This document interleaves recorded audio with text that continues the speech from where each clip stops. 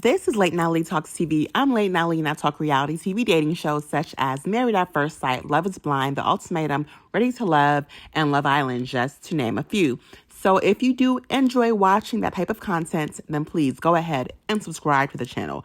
This is a new channel, so I do appreciate the love and support. And go ahead and like the video. And if you comment down below, I will comment back. Thank you in advance. Now let's get into Married at First Sight, Season 17, Denver reunion. Now, I want to say that this reunion, everything with this entire season was all smoke and mirrors and BS.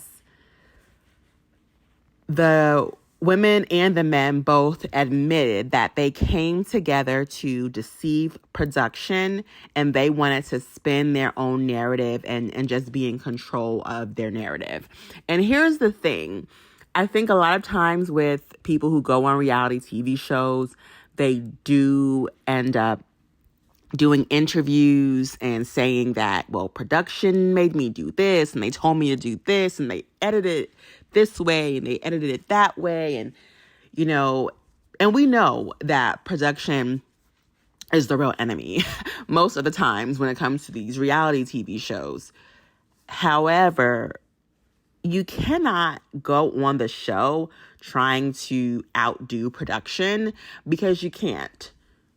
Because at the end of the day, everyone who did not come into the show with pure intentions, it came out.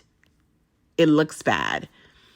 And the only person I think may have had pure intentions, or the only people, I think possibly Chloe, but even though people think that she's like an actress and she wasn't authentic, but possibly Chloe, Michael, and Becca. And I'll say Lauren as well. Everyone else had some kind of agenda. They were not being authentic, and it shows, and they got a bad edit. And I don't feel bad for them. I don't. Because here's the thing.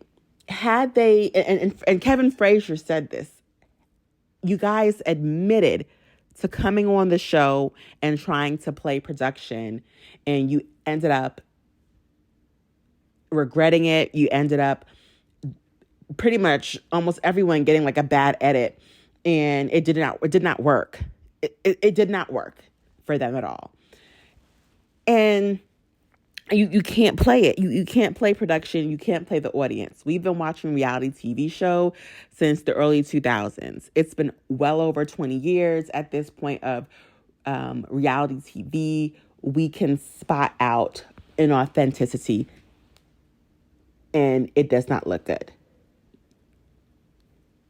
So I think that the women, unfortunately, they look like the biggest losers because they thought they were going to come together and just have this agenda of exposing the men, and the men are evil and it's all the men's faults. But, you know, Lauren, Becca, Emily, and Claire, they came together, and it was just like, at this point in the game, if all this time has passed, the mindset should be different. But it's like they really came on the show, on the reunion, to just go at war with the men, expose the men, and they made themselves look like bitter Betties who took no accountability, especially Claire and Emily, especially them two. It's such a big difference between the men and the women. It was like the men wanted to clear the air and just let it be over and done. The women were out for revenge. And even in the way Emily interacted with Brennan. So when they were going out, you see, they were, going to go on stage with Kevin to have their solo, for them to talk about their relationship and have their moment to talk. Backstage, and I'm glad production showed this. They were so messy showing that backstage stuff because we didn't see this backstage stuff before, especially with the last season, season 16 for Nashville. We didn't see the backstage part of the reunion. At least I don't remember seeing it. I think they wanted to show. I think they wanted to show how the women were and how the men were. The women were calculating. You see, Emily giving the middle finger to Brennan. And then you see Brennan do what?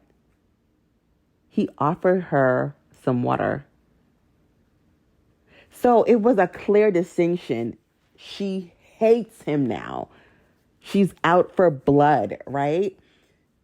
And he came across as, I just want this to be over. We were not meant to be. It did not work. I just want to move on. Now, I'm not going to sit here and act like I take the men's side, because I don't. I think that 100%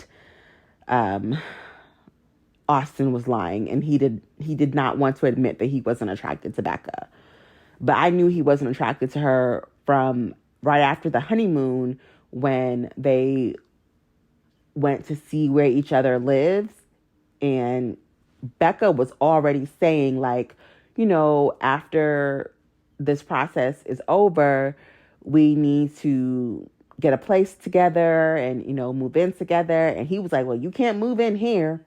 Like, he was so clear about that. And then he was acting like, he didn't know what they were going to do with the whole move-in process. And then Becca was like, you can move in with me or something like that. Let me know if you remember, because it was clear how he was acting in that time.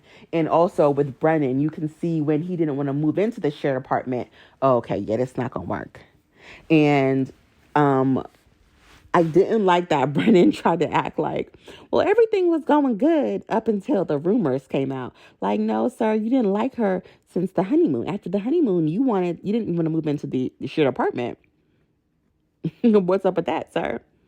Yeah, so I don't like that Kevin Frazier didn't lean into him more in that regard, because I felt like it needed to be said that, hey, Brennan, no, everything went downhill after the honeymoon when you didn't even want to move into the shared apartment. I wish that Kevin Frazier pressed in more on that, but it did come across like Emily just was out for blood and he just wanted it to be over.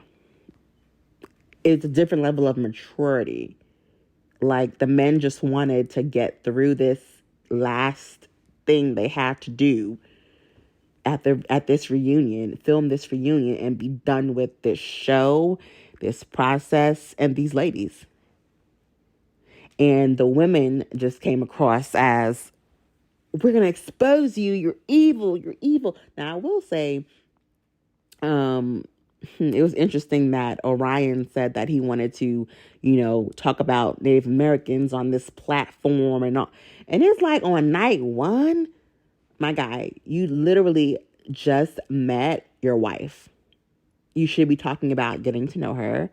You should be talking about, yourself and herself, like what you like, what you don't like.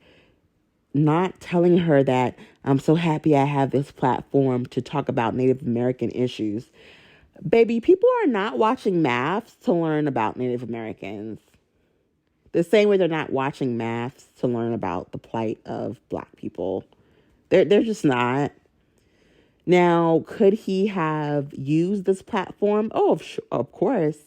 He could have completely had dates themed about, Native Americans. And it was going to be a plot point in their relationship, because they were both getting to know each other's cultures. They both have never dated outside of their, he had never dated a Black woman before. She never dated outside of her race before.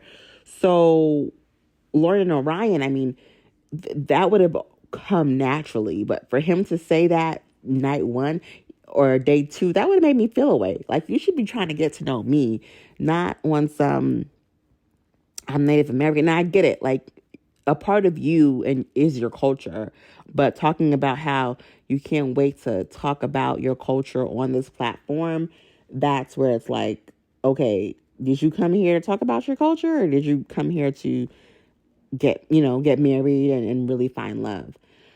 So yeah, that was a lot. The whole Claire and Cameron situation, it's way too messy. There are some things, I think most of the things that Cameron was saying, I probably believe. And I believe Claire said some things too. I mean, Cameron said some things to Claire that made her feel away, obviously. But Claire is lying about, first of all, girl, you were not attracted to him. Just say it. Just admit it. He's not your type. He said you weren't his type. So say yes, and he wasn't mine. Move on. Also, when Cameron said, okay, I'd be willing to give it another shot. Claire is such a politician. You're beating around the bush saying XYZ when you know you were already seeing someone else. All I would have said is, when someone shows you who they are, believe them the first time.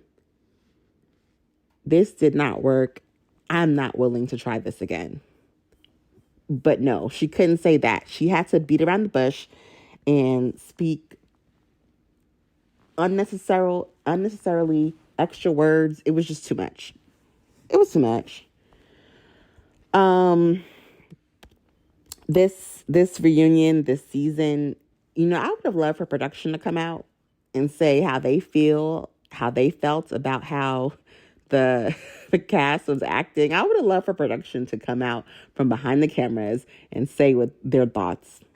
I would have been here for it.